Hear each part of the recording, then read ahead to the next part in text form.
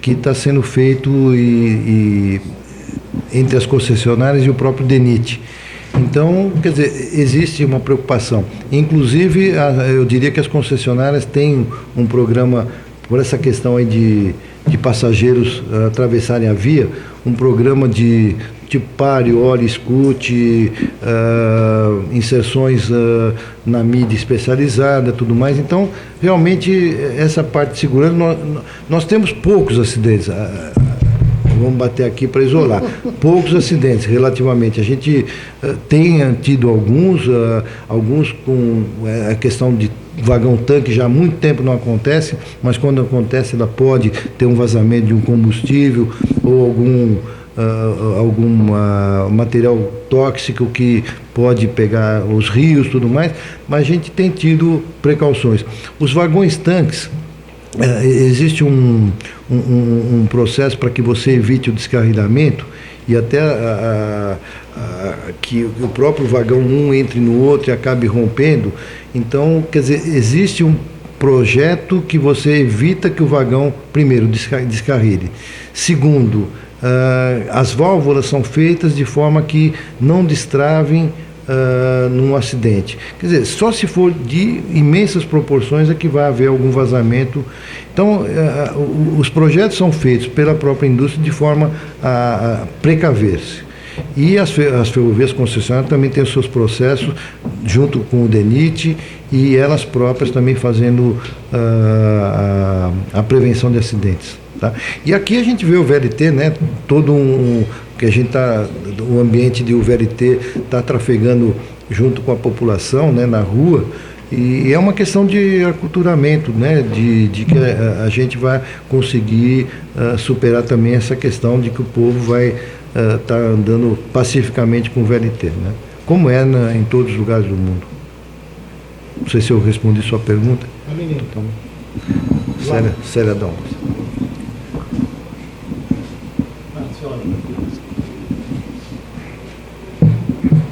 Boa noite, eu sou Célia Dalmas, trabalho na Prumo Logística, que está implantando o Porto do Açu.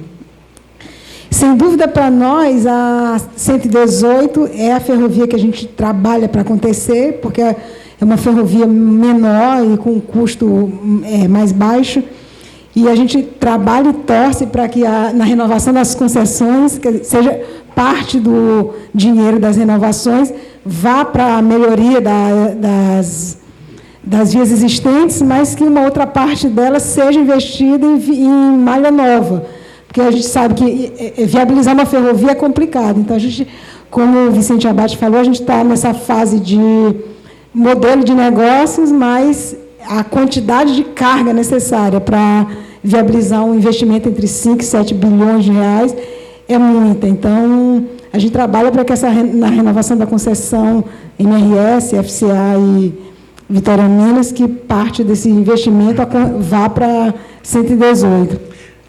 E um outro ponto que eu queria sugerir sobre a questão da 354, porque a grande ferrovia do Açu é a 354, que é a ferrovia que realmente tem muita carga, porque passa na região de Conceição do Mato Dentro, que é a nova área de minério de ferro do país, passa por Ipatinga, pela região do Aço, e chegando lá no Mato Grosso e noroeste de Minas, que são as grandes regiões produtoras de grão. E uma sugestão que eu queria fazer, no projeto Sudeste Competitivo, que foi desenvolvido pela Macrologística, então foi patrocinado pela Confederação Nacional das Indústrias, a Firjan, Fiesp, FIENG, e eles estudaram 70 eixos logísticos e escolheram os 8 mais importantes para a região sudeste. E um desses 8 eixos é justamente a transcontinental, mas não o trecho que foi colocado no PIL 2, que são 40 bilhões, e ligando Mato Grosso ao Peru, mas o trecho que liga a Norte-Sul até o Porto do Açu, que é um investimento de metade do valor, um pouquinho mais da metade desses 40 bilhões, e nesse programa Sudeste Competitivo, nos estudos que eles fizeram, chegaram à conclusão que as cargas do grão do Noroeste de Minas têm uma redução de custo de 21%, se comparado com a logística atual, aí rodoviária, ferroviária e portuária. Então, assim, eu não imagino que até 2025 vai acontecer, mas quando você fala de futuro da ferrovia, se você for pensar entre 2025 e 2030, por exemplo, essa ferrovia tem que aparecer, porque o Açu é um porto que está pronto, então está pronto para receber essa carga, e tem carga. Então, é uma ferrovia que, bem estudada, ela tem carga garantida, talvez não se viabilize 100%, porque ela passa numa região bem montanhosa, mas aí é um trabalho de governo federal com privado para tentar viabilizá-la.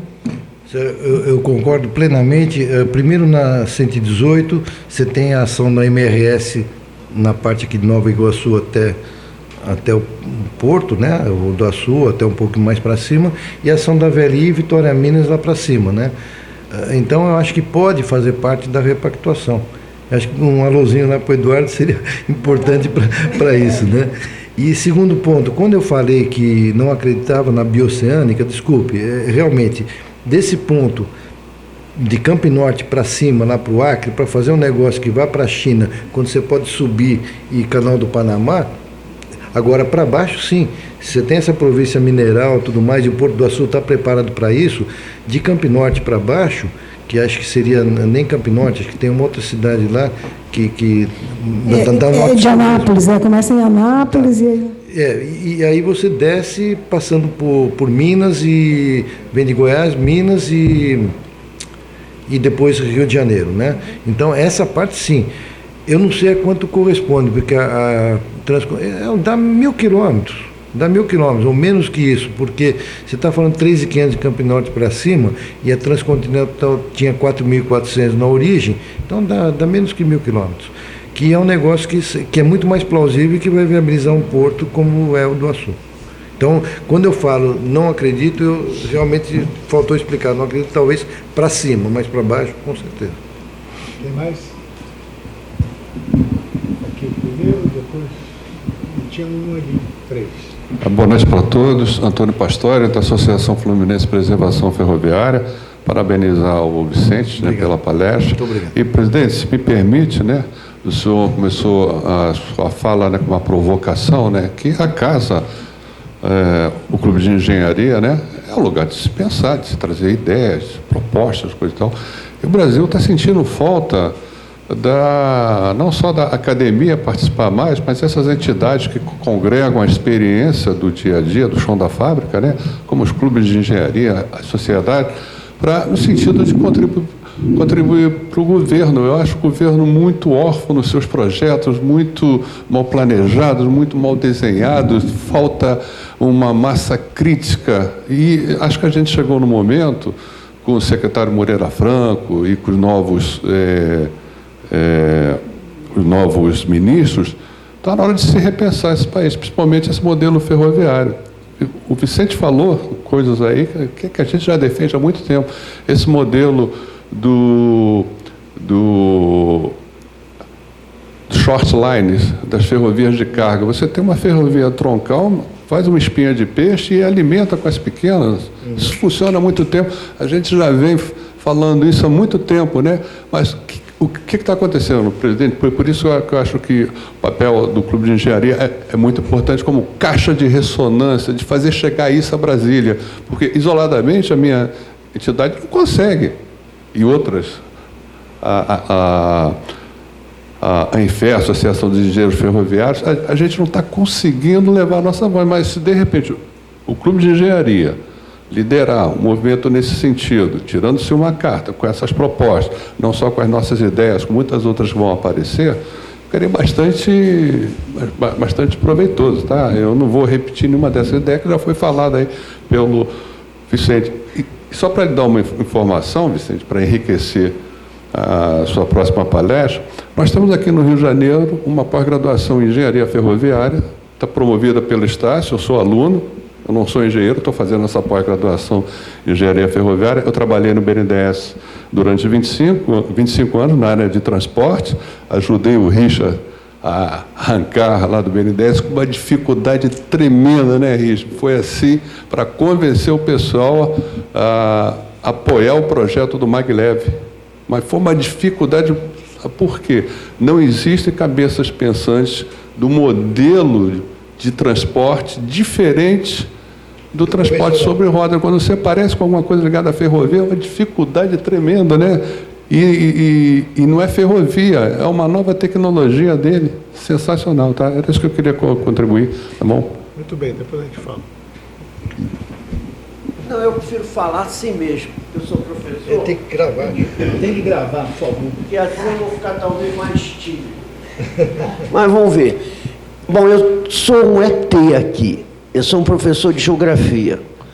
Então eu quero aprender, porque dentro do bom senso eu leio muito.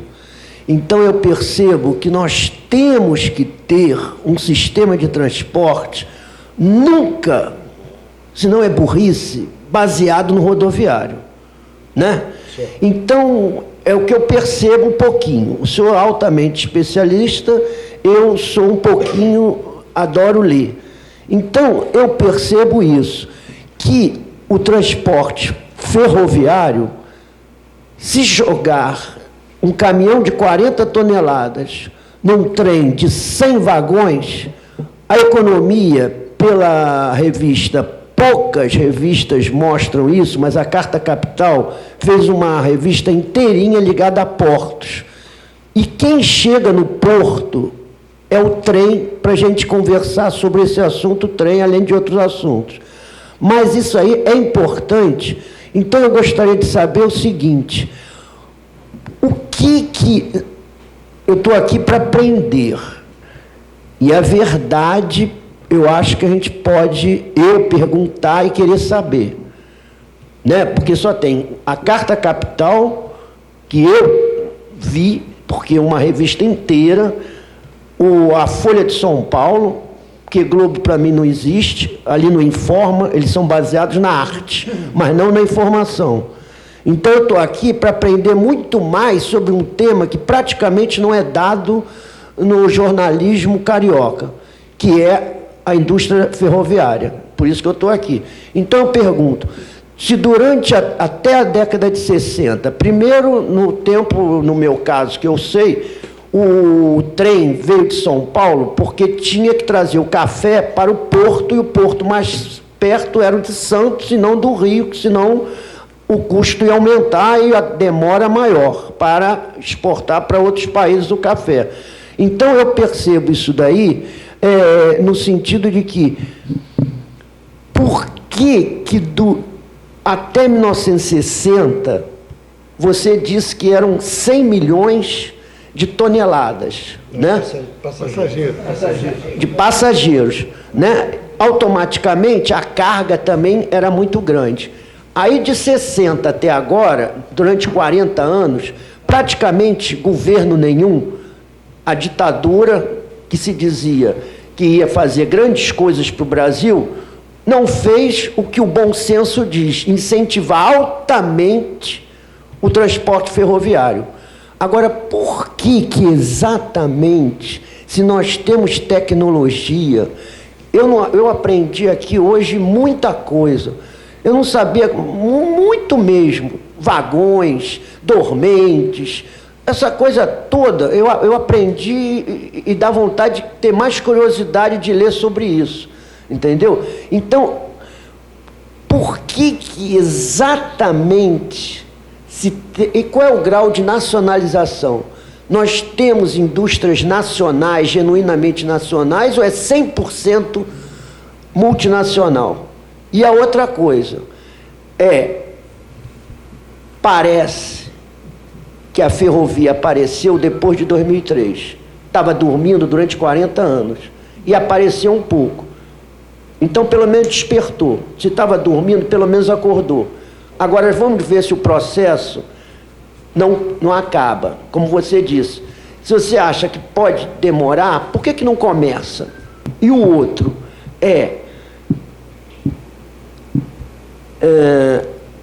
o transporte rodoviário, e aprendi hoje que quem é dono de ônibus não quer trem também.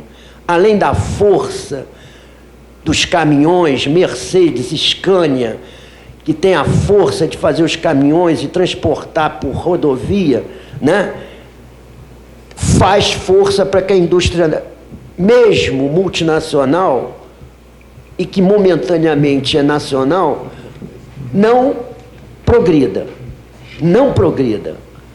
Então, realmente, quem é o culpado de não termos uma força maior, que parece, pelo que eu leio, pela essa revista Carta Capital, uma revista inteira, o progresso foi muito grande depois, agora, de 2003. E principalmente agora, de 2010 para cá. Então, o que posso aceitar como verdade? O que faz a gente não progredir se o bom senso de custo e lucro, já que a gente está no capitalismo, a ferrovia não progride, não avança, não chega a um limite que pode-se dizer, o bom senso surgiu. Tudo verdadeiramente. Tá? A última pergunta, depois nós respondemos.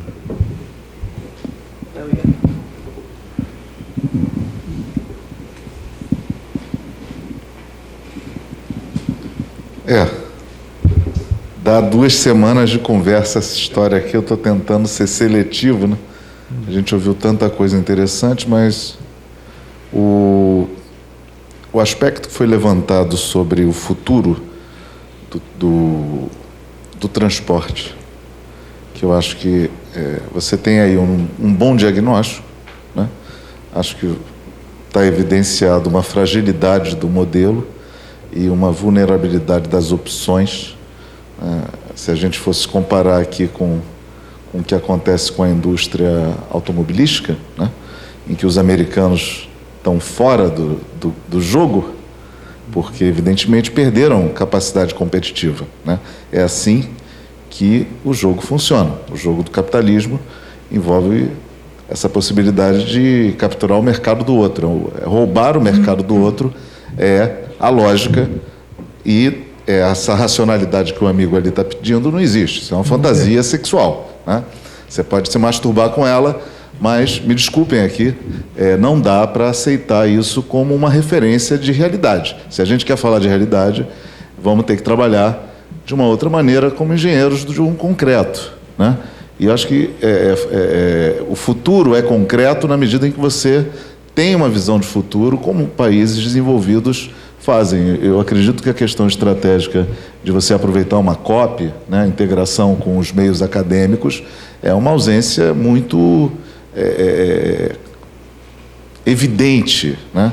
Assim como não dá para acreditar no PAC, né, não dá para acreditar que a gente vai chegar muito mais longe só como adotadores daquilo que já vemos há algum tempo em Paris ou em algum outro lugar do mundo. Não acredito que um projeto responsável de vanguarda para o futuro da malha ferroviária brasileira se limite a esse escopo. Acho que o diagnóstico é um ponto de partida, mas a gente tem que avançar um pouco mais. Qual é a pergunta? É o futuro, né? O futuro. Tudo bem. Quero o futuro dentro dessa crítica que acabo de fazer. Bom, primeiro. Você falou 10 minutos, ele falou 1h35, mas seus 10 minutos, parece que a diferença, eu como geografia, o relevo é fundamental para a indústria e o progresso do transporte ferroviário não ter se desenvolvido no Brasil. Ok. Bom, primeiro a questão de nacionalização. Eu vou falar sobre 2 aspectos: o índice de nacionalização do produto e a nacionalização das indústrias. Índice de nacionalização do produto. Vagão de carga, quase 100%, 97%. Nós só temos um item que não é fabricado aqui no país, que foi fabricado no passado, mas os rolamentos, no caso, foram melhorados nós não temos demanda suficiente para fabricar aqui. Então, diria 97% dos vagões de carga são nacionais.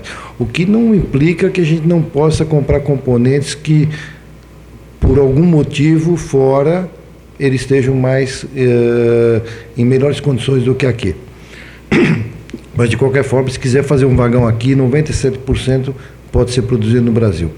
Locomotivas, já está acima de 60%, mais precisamente 63% dessas locomotivas de grande potência. E carros de passageiros, dependendo do tipo de carro, eu diria, eu não vou pegar o caso do monotrilho, que é incipiente, mas nos carros consagrados, entre 60% e 80%. O monotrilho está numa fase progressiva que vai chegar aos 60%, mas eu diria então no carro de passageiro entre 60% e 80%. Bom, eu queria enfatizar, aproveitando que o pastor falou que trabalhou no BNDES, o BNDES é o grande parceiro da indústria ferroviária e das concessionárias ferroviárias. Não fosse o BNDES, nessa crise toda que nós vivenciamos em 2009, com as ações anticíclicas que ele promoveu, a gente teria